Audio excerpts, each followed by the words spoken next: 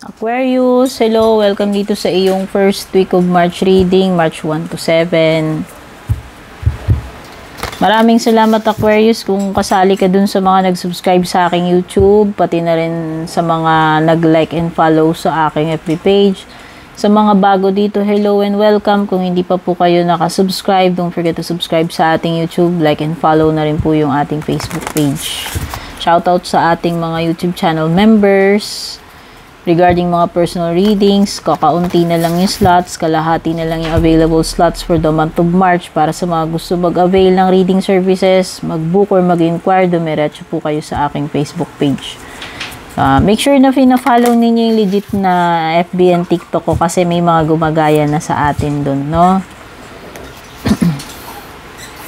Tignan na natin, Aquarius. Excuse me. May teacher na energy dito. O baka may yung iba sa inyo guro, professor, trainer,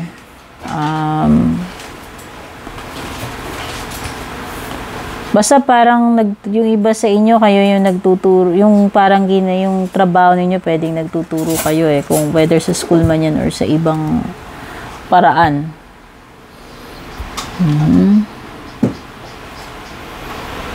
May mga masaklap na lessons na kailangan mong matutunan, Aquarius, no? Pwedeng iba hindi kayo willing tumanggap ng kritisismo. Pwedeng iba nire-reject ninyo itong mga pangaral sa inyo. Pwedeng iba nagfe-fail kayong ma-realize kung ano ba itong mga dapat ninyong matutunan dito, no?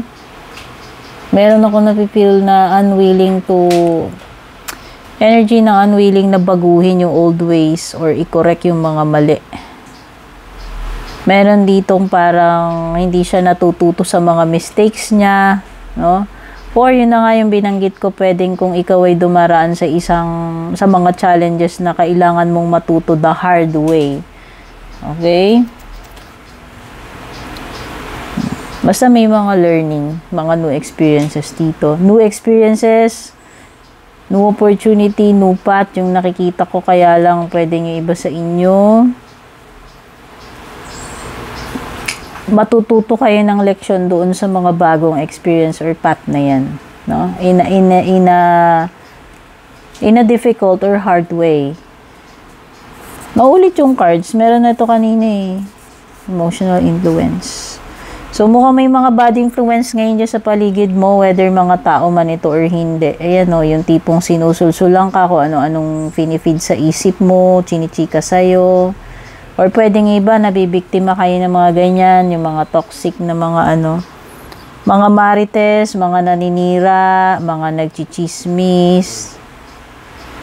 Basta bago ka magtiwala dito, huwag kang magpapa-impluensya, huwag kang magtitiwala basta-basta doon sa mga sinasabi nila sa'yo. Or kung ikaw man yung mga sinisiraan nila, ginagawa ka nila ng mga kung ano-anong kwento, ignore mo, no? Do not give in dito sa mga pagpoprovoke nila, pang-inis nila sa'yo, paninira. Hayaan mo sila. Kasi kung ikaw naman, alam mo naman yung totoo sa sarili mo, wala kang dapat i-prove kahit kanino. Lilitaw at lilitaw naman yung katotohanan dyan.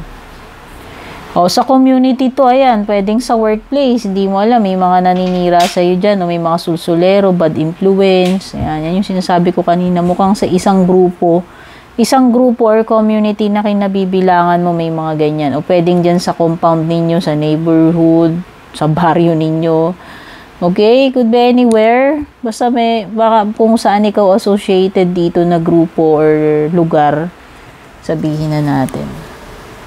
Meron ditong, kung sinisiraan ka man dito sa grupo, merong isa dito na naninira sa'yo or nagchichika ng mga kung ano-ano, or yun na nga, pwedeng ini-impluensyahan ka niyan or nag-feed sa'yo ng mga marites na hindi naman totoo,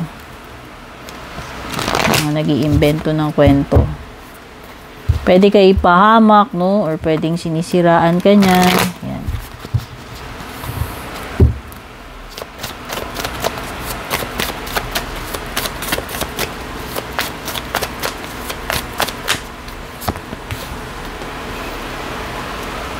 May Capricorn energy dito, may Aquarius energy. O, ikaw to. Pwedeng ikaw tong ang Aquarius o may isa pang Aquarius na you're dealing with pero maliwanag din yung Capricorn. Dalawang major events paparating sa'yo ngayong first week. Mukhang may mga major na gagawin or decision na kailangan or mga pangyayari sa buhay mo ngayong first week ng March. Wow, the star, pwedeng wish come true ito para sa inyo. Katuparan ng pangarap, katuparan ng goals, or simply makukuha mo lang yung gusto mo, no? O, this is hope. Pwedeng kung nawawalan ka ng pag-asa, parang biglang mabubuhay yung pag-asa mo no? Kumbaga, hindi ka pa mag-give up, baka mabubuhayan ka ng loob or pag-asa dito. Pwede yung iba, yan na nga, may toxicity with this dito sa community ninyo.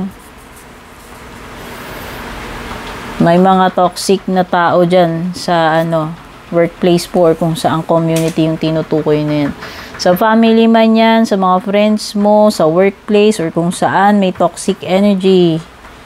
Yan yung mga naninira, masamang impluensya sa'yo, dadalin ka sa kapahamakan, binubuyo ka na gumawa ng ganito, or sinisiraan ka, pinuprovo ka. Basta, yung mga binanggit ko kanina, ang dami nun. Maliwanag may toxicity. Yung first week of March, kung saan ka man. May opportunity magbubukas sa'yo, Ace of Pentacles. Pwedeng iba dito, opportunity sa business or sa career. O baka pagdating sa pera, this is good news, no? Pwedeng may matatanggap kayong decent amount ng money. Pwede rin itong opportunity na pwede mong i-grab para kumita ka pa ng karagdagang income, no? So, may opportunity or paparating na pera. Yung iba dito, kailangan yung depensahan yung sarili ninyo. Yun na nga, may naninira pala. For sure. Ayan, lumitaw na ebidensya. Mukhang may naninira sa'yo dito sa community. Sabi ko nga sa'yo kung saan man yan. Sa workplace man yan or hindi. May naninira sa'yo. Ayan, kailangan mo pa nga yung idepensa yung sarili mo. Di ba sabi ko nga, kahit halimbawa, kinailangan mo i-depensa sa sarili mo. Pero kung di sila naniniwala, basta alam mo yung katotohanan sa sarili mo. Diba? Ayan mukhang kailangan mo pa ilaban tong sarili mo, depensahan. Dahil nga dito may toxicity. Tingnan na natin yung love life, Aquarius.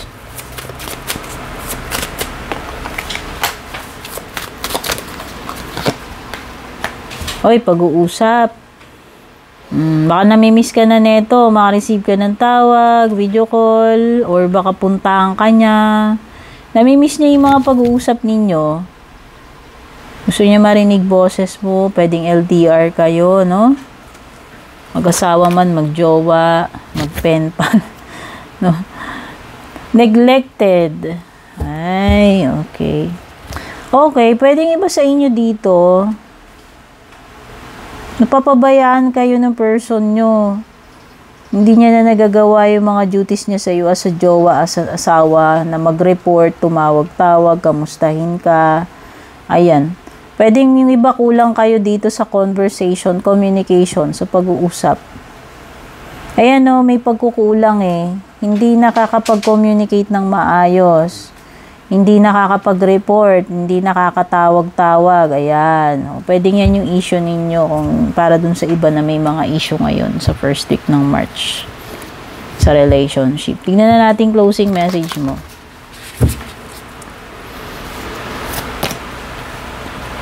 It's time to release negativity. Any mga toxic na tao sa buhay mo, sa paligid mo. Ayan, Devil card. Toxic love life man yan or toxic workplace, toxic family member, toxic na kaibigan, kakilala. Ayan, you have to release all negative connections. Hindi lang yon, pati yung mga bagay na toxic para sa iyo. Lahat ng bagay na negative. Yan yung dapat mo nang tanggalin sa sitwasyon mo ngayong first week of March, Aquarius. Okay, Aquarius, take care, good luck, and God bless.